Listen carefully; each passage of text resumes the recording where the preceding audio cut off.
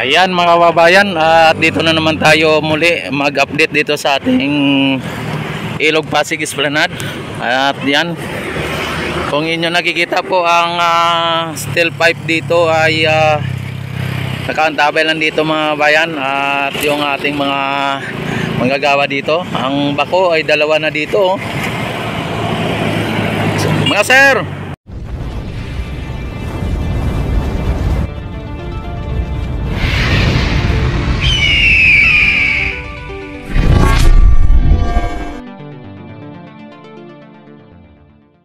shout out. Ayan. At sa ngayon mga kababayan, ang ating Esplanade extension ay dinalagyan na po nila ng ng baluster. Ayan kung inyo nakikita. Yan, binubuhusan na po nila. May baluster na po siya, tapos binubuhusan na po nila. At dito sa gilid ay pinipinising na po nila, no.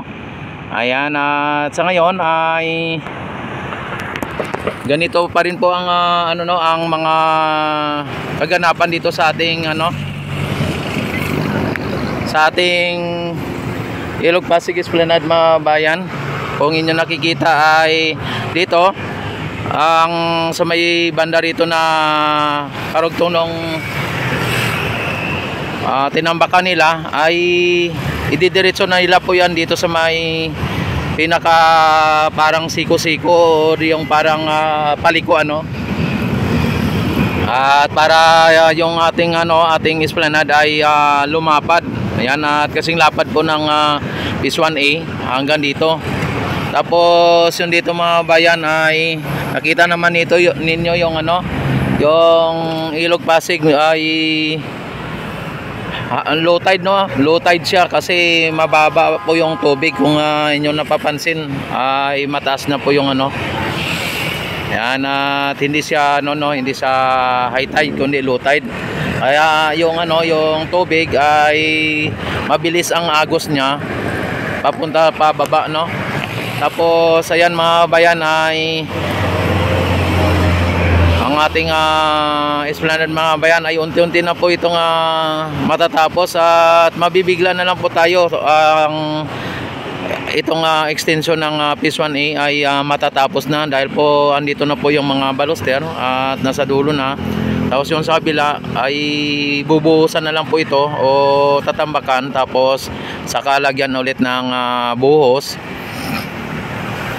Ayan, at hindi natin malaman kung ito ay lagyan ng fountain o kung ano mang ilalagay nila dito dahil hindi nila diniretso dito yung pader, Yan, sa ngayon mga bayan kung nyo napapansin ay dalawang bakuna nandito, no.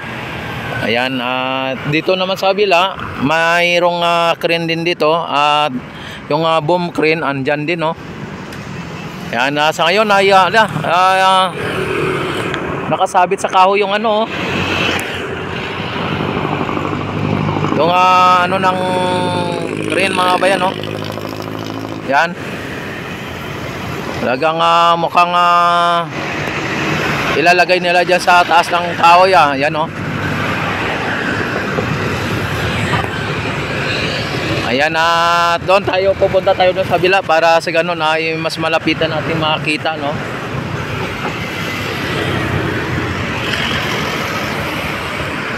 Ayan, at binaba na po yung pinaka steel beam, Yan, at malamang ay gagamitin din po nila yan doon sa kabila, doon sa may Arroceros.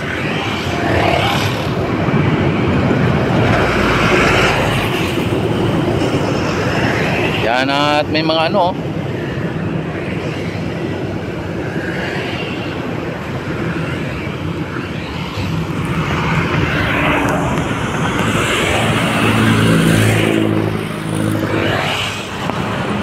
ayan mga bayan, yan, dito ay nailagay na po nila dito yung at yung likod ng bako mga bayan. Parang sa crane itong likod ng crane ito, eh, oh. Ang crane na yan mga bayan, oh, wala yung likod, oh. Parang ito ata yung likod niya.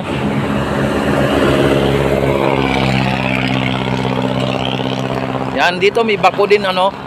At inaayos ata yung ano dito, yung kalsada dito sa ilalim. O yung ano dito, no. Yan, inaayos dito para sa ganun ay ano na rin po ito, daanan ng sasakyan.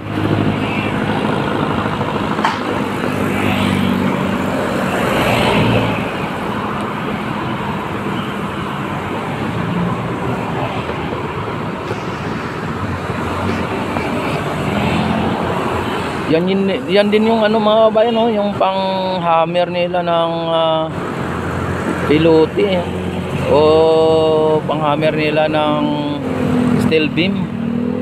Kung ganito mga bayan, no, parang yung likod ng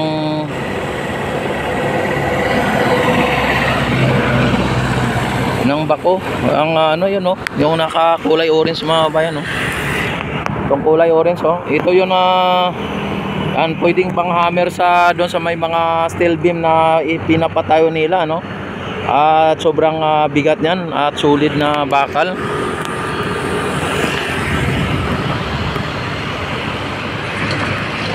Nagkanda bali yung kahoy diyan, no, na ano ng steel pipe, ng steel beam. Yan, dito si foreman.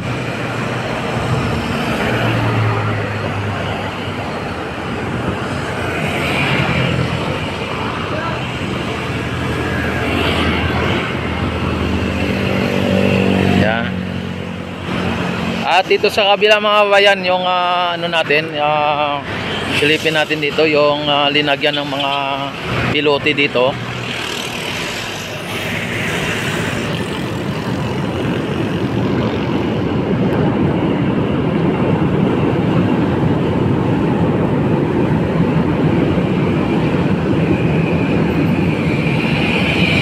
Ayan yung ano mga bayan, no, yung pilote na nilagyan na nila ng mga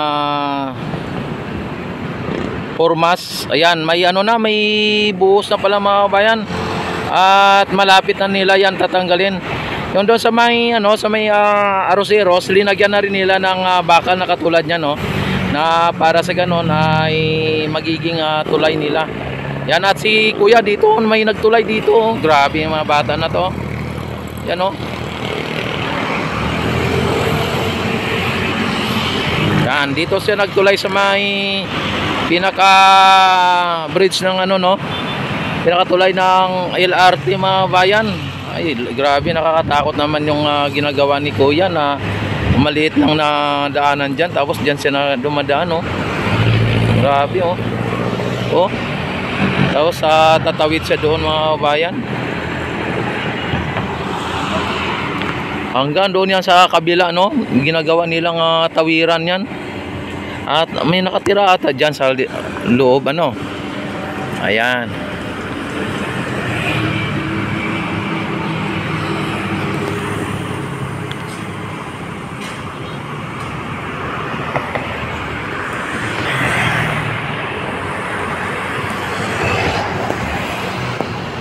Yan, dito sila asik, oh. At ang sila engineer at sa Sir Jojo. Ayan, oh. At ang gagawin siguro, ano ang gagawin nila dito? Ano, at mukhang may inaano sila dito na siguro lagyan dito ng ano din, ng steel beam, o lagyan ng pilote, o lalagyan ng steel pipe, ano, para sa ganon diyan dito ano, dito lagyan ng ano, ng tulay papunta doon sa may pinaka may mga pilote na yan, oh. May mga ano na mga bayan, may mga buhos na yan, oh. Ang gagawin na lang mga kababayan ay ano na lang to, tatanggalin na lang nila yung pinaka formas, tapos ay ano na yan, tawag dito, ilipat na naman doon sa may mga walang formas, ano. Sabi yung bata nandun, no, at siguro may tirahan siguro sila dyan sa ilalim na yan.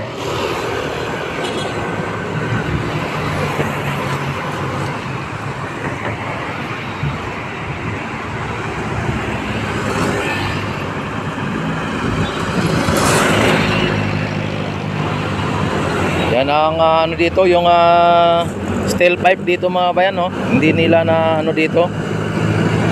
Yan, at yung steel pipe na nandoon sa kabila ay malamang ganito din ang gagawin nila. Lalagyan nila ng bakal sa loob, tapos saka buhusan. Napakasulit no, no mga babayan, pagka yan ay nabuhusan. Tapos may bakal, ayan, no. Napakasulit niyan. Baka ano yan,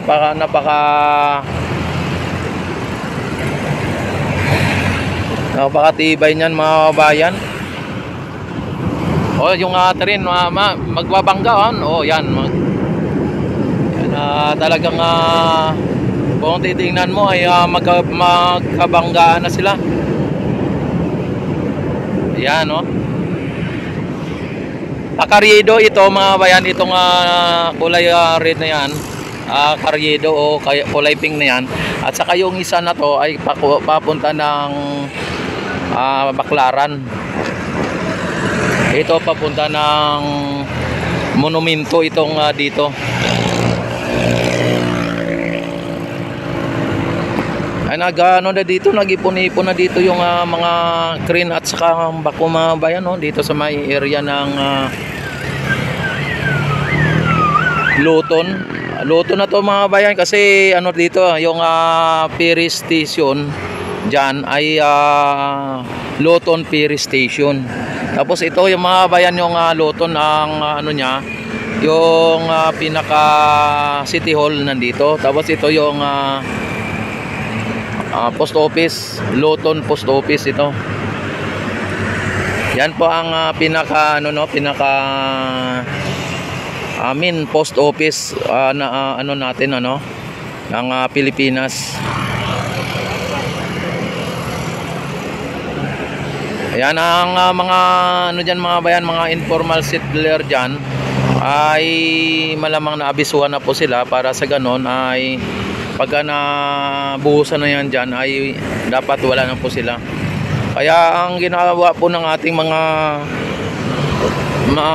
manggagawa dito, linagyan na po nila ng ganyan para sa ganon ay pagka nakaalis na po sila dyan, mabilis na po yung kanilang pagbuhos dyan. Tapos yung doon ay habang hindi sila dito nakakabuhos o na gumagawa doon sa may Aroseros at sa may malapit sa may ferry station ng Luton ay pwede silang magbuhos diyan. Kaya hindi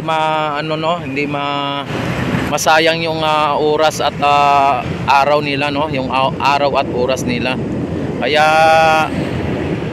tuloy-tuloy lang po yung trabaho nila. Sa ngayon mga bayan ay ang bako dito ay inaano nila dito yung kalsada, no?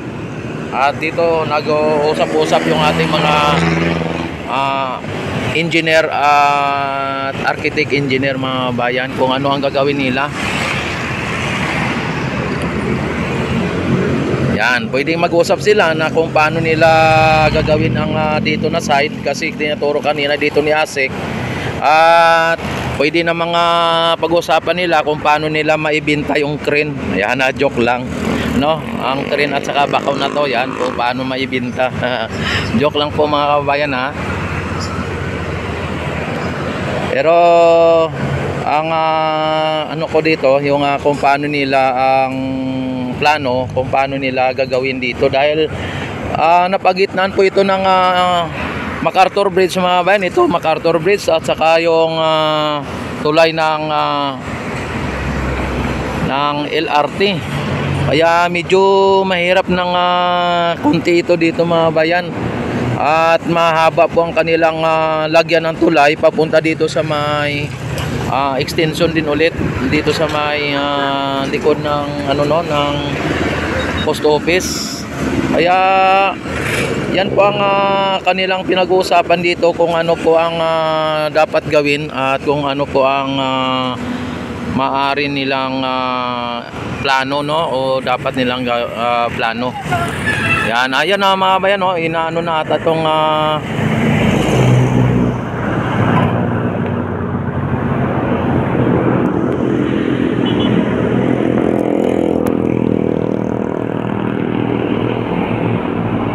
yan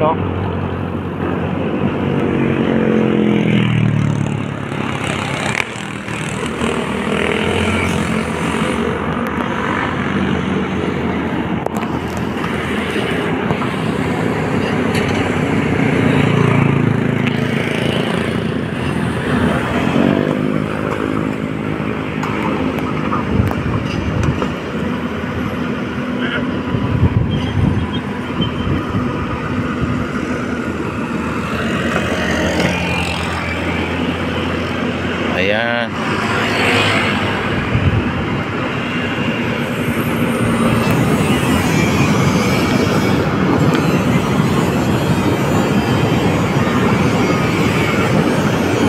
Ayan mga bayan, nakita naman ninyo yung steel pipe nandun, steel beam.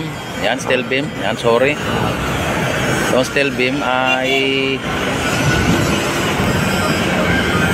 inaano nila kung saan ikakarga, at kakailanganin ata yan doon sa may Aroseros o kaya dito sa may Loton area, dahil po sa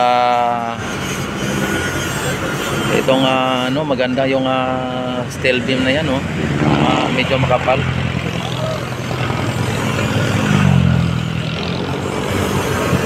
Dito po yung mga engineer natin.